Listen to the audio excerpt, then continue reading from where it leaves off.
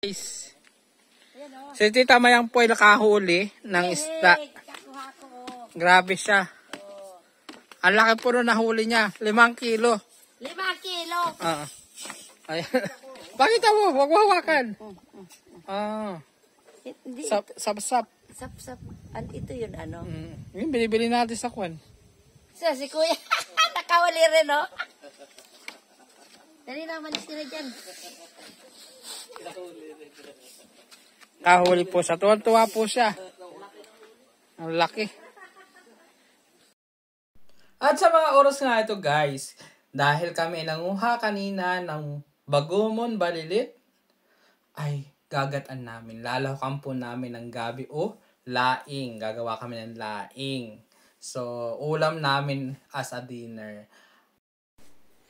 At ngayon naman po pupunta naman tayo ng dagat at panibagan na naman ang ating gagalaan. Iba naman, hindi naman lupaan, kundi karagatan naman ang ating dadaanan, no?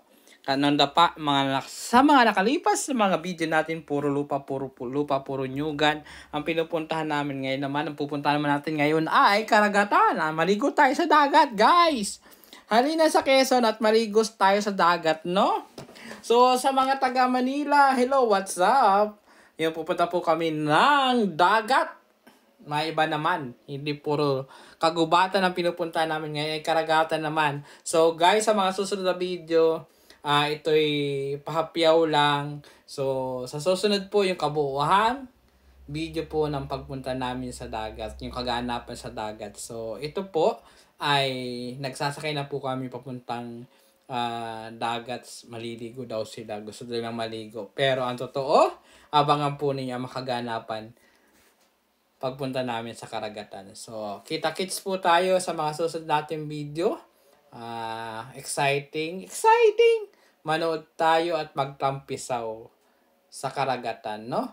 Hanggang dito lamang po at maraming salamat sa inyong pagtutok, pag-follow, pag-share, pag-like at panonood. Thank you so much, guys! Hanggang sa muli! Bye-bye!